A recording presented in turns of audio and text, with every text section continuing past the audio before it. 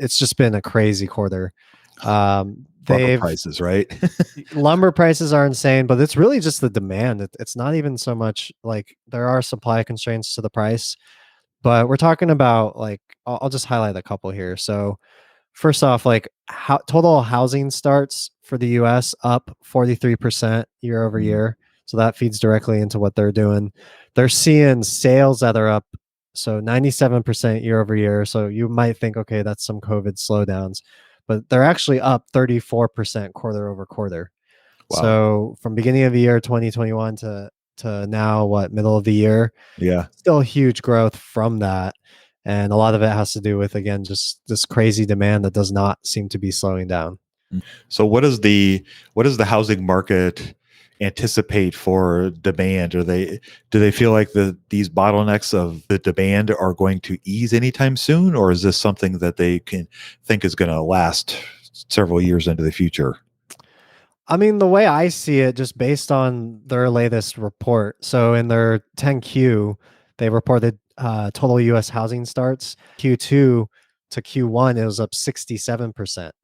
So, some of that might be seasonality because you Mhm. get more building in the warmer months than you would in the beginning of the year. But I mean, I interpret that as there's still huge demand. And so when they talked about pricing was one of the things that they mentioned in the guidance for next quarter, they saw a high single digit. So I mean, when we talk about lumber prices, there's so many different parts of that, and not one single type of lumber really encompasses what Boise Cascade deals with. Mhm. But they did guide for high single digits. So what that implies to me is that they should be able to pass on these additional costs because you have pressures from transportation is a really big one. The log costs, obviously, but if they're able to pass those through, it signals to me that the demand is there. I guess talking about maybe some of the financials for the company, how are they doing as far as profitability?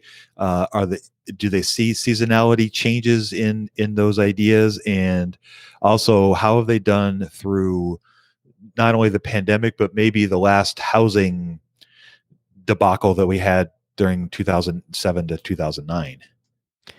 Yeah, I mean, those are all great questions. There, so to try to talk about like the long-term financials of the company, their ROIC has been pretty up and down. And if you look at a lot of their peers, so some of their peers, Louisiana Pacific, Blue Links Holdings, UFPI, Builders First Source, and Norbord. So these all sit in different parts of the value chain for lumber.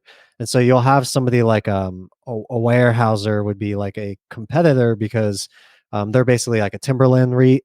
So they own these huge acres of land. They're out there chopping down the wood. And so they could also be a competitor, but they could also be a supplier. And because Boise Cascade is a producer, but also a distributor, um, you know, you could get a little bit of both.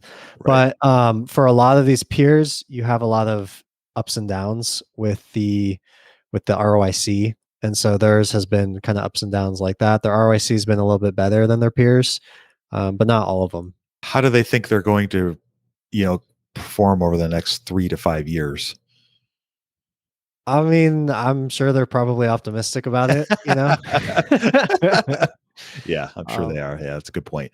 That depending was depending on how you want to look at the valuation obviously looks really attractive now right. because earnings are through the roof, but they are cyclical.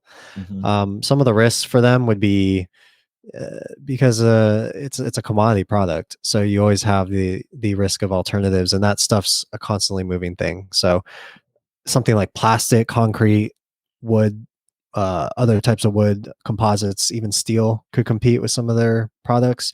Like a development was how the changes in building codes made for timber use allowed to be used in tall wood structures. So Hmm. that's a benefit for them. It's an opportunity in commercial, but it just goes to show how if builder codes change, that could completely change what materials are in demand in any particular time.